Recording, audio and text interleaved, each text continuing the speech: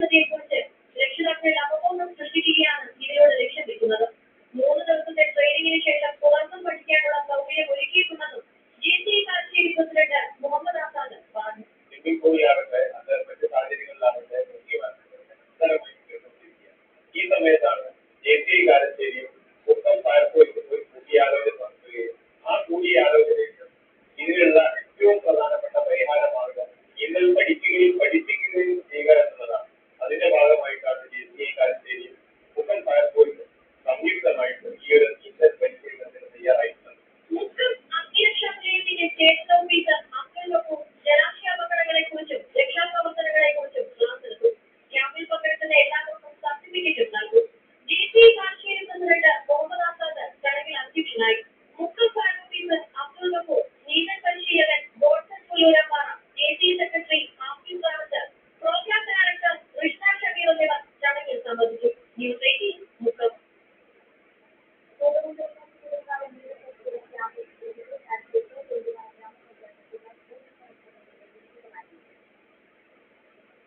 കരിമഴ തടയണയിലായിരുന്നു പരിശീലനം. വിവിധ പ്രായത്തിലുള്ള 150 കുട്ടികൾ പങ്കെടുത്തു.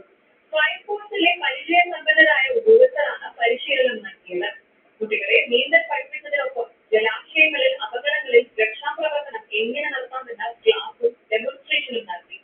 സുരക്ഷാ നിയമങ്ങൾ കർശനമായി പാലിച്ചുകൊണ്ടായിരുന്നു പരിശീലനം. മുങ്ങിമരണങ്ങൾ വർദ്ധിച്ചു വരുന്ന സാഹചര്യത്തിൽ കുട്ടികൾക്ക് അപകടരഹിതമായി നീന്തൽ പഠിക്കാനും ജലസുരക്ഷയെക്കുറിച്ച് അവബോധം നേടാനും പരിശീലനം സഹായിച്ചു. ഗ്രാമപഞ്ചായത്തും നീന്തൽ പരിശീലിക്കാൻ നടത്തി. അതിൽ ഒരുപാട് ഗുണങ്ങൾ കിട്ടി. കാരണം നമ്മുടെ പഞ്ചായത്തിനെ അതിനെക്കുറിച്ച് പ്രത്യേകം അഭ്യർത്ഥിക്കാൻ തോന്നുന്നു. കാരണം പാലക്കാട് കഴിഞ്ഞ ദിവസം 3 കുഞ്ഞുമക്കൾ മുങ്ങിമരണം നടത്തി. പക്ഷെ അവിടെ എങ്കിലും നീന്തൽ പരിശീലിക്കാൻ നടത്തിയത് കൊണ്ട് അത് മരണം സംഭവിക്കില്ലായിരുന്നു. അതിന് പ്രത്യേകം പിന്നീട് ഗ്രാമപഞ്ചായത്ത് അംഗങ്ങളോട് നമ്മുടെ കേരള പ്രകോപിക്കുന്നതോട് നന്ദി പറയുന്നു. ക്യാമ്പിൽ പങ്കെടുക്കാൻ കഴിഞ്ഞതിൽ കുട്ടികൾക്കും സന്തോഷം.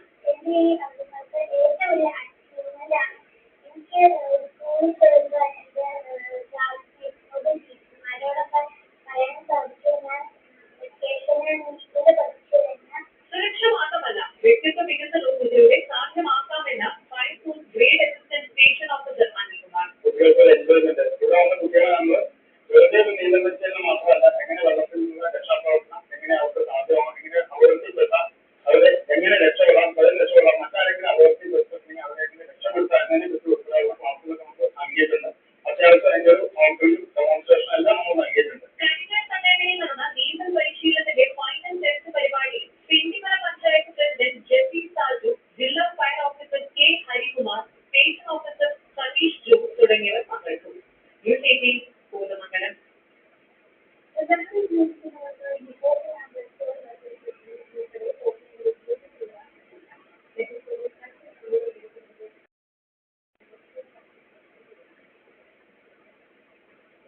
സാമൂഹിക വിപത്തായ ലഹരിക്കെതിരെയുള്ള പോരാട്ടത്തിൽ പങ്കുചേരുകയാണ് ഹോട്ടൽ ആൻഡ് റെസ്റ്റോറന്റ് അസോസിയേഷൻ. ഇതിന്റെ ഭാഗമായാണ് ലഹരി ഉപയോഗിക്കുന്നവരെ ജോലിയിൽ നിന്ന് മാറ്റി നിർത്താൻ അസോസിയേഷൻ തീരുമാനിച്ചത്. ജീവനക്കാരെ മാത്രമല്ല, ഹോട്ടൽ, റെസ്റ്റോറന്റ്, ലോൺ, ബേക്കറികളിൽ വരുന്നവർ മയക്കുമരുന്ന് ഉപയോഗിക്കുന്നുണ്ടോ എന്ന് നിരീക്ഷിക്കുകയും ഒപ്പം സ്ഥാപനങ്ങളിലെ ജോലിക്കാർ മയക്കുമരുന്ന് ഉപയോഗിക്കുന്നവരല്ല എന്ന് ഉറപ്പുവരുത്തുകയും ചെയ്യും. യാതൊരു കാരണവശാലും മയക്കുമരുന്ന് ഉപയോഗിക്കുന്നവരെ ജോലിയിൽ തുടരുവാൻ അനുവദിക്കരുത് എന്നാണ് ഹോട്ടൽ ആൻഡ് റെസ്റ്റോറന്റ് അസോസിയേഷന്റെ തീരുമാനം. പ്രധാനമായിട്ടും ഞങ്ങൾ സ്ഥാപനങ്ങളിൽ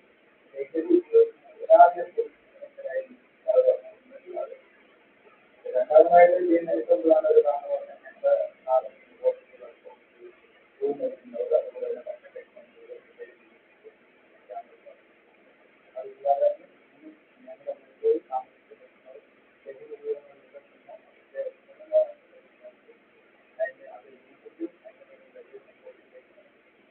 അങ്ങനെ മൂലമാനങ്ങളായ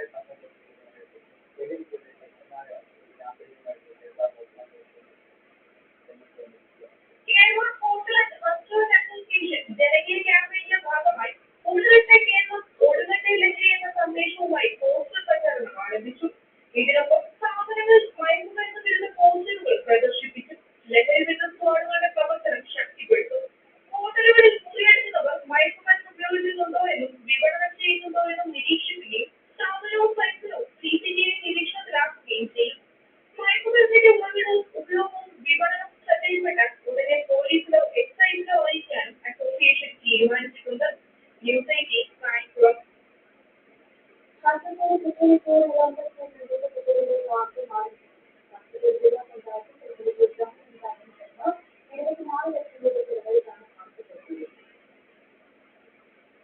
ജില്ലാ പഞ്ചായത്തിന്റെ 15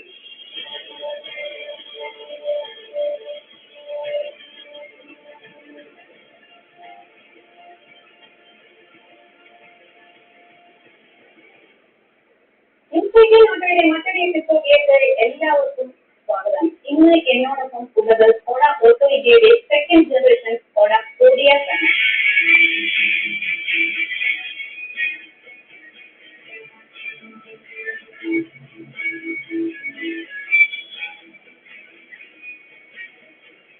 അപ്പൊ ഞാനിപ്പോൾ ഉള്ളത് മുംബൈ നഗരത്തിലാണ്. ശരിക്കും മുംബൈയുടെ രാത്രി കാഴ്ചകൾ മൊത്തവും ആസ്വദിച്ച ശേഷമുള്ള ഒരു ഷൂട്ടാണിത്. അപ്പൊ മുംബൈ രാത്രി വളരെ മനോഹരമാണ്, വിജനമാണ്. അപ്പൊ നമുക്ക് ഈ ഒരു പ്രീമിയം എക്സ്പീരിയൻസ് ചെയ്യാൻ ഓഡ ഓട്ടോ ഇന്ത്യ ഒരു നൈറ്റ് ഡ്രൈവ് ആണ് വന്നത്.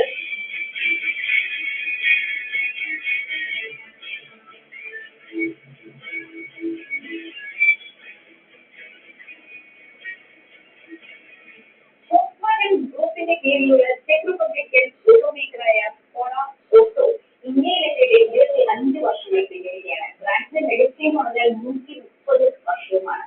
ശരിക്കും കൊറിയൻ അവരുടെ ഫ്ലാഗ്ഷിപ്പ് മോഡലാണെന്ന് ഞാൻ നേരത്തെ സൂചിപ്പിച്ചു.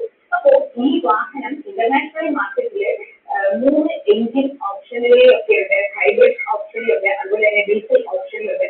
പക്ഷേ ഇന്ത്യയിൽ എത്തുന്നത് 2 പെട്രോൾ ഓപ്ഷനിലാണ്. അതായത് ടെക്നിക്കലി 1ാം ജനറേഷൻ ഓഡിയസുമായിട്ട് യാതൊരുവിധ മാറ്റങ്ങളും ഈ പുത്തൻ വാഹനത്തിലേക്കില്ല.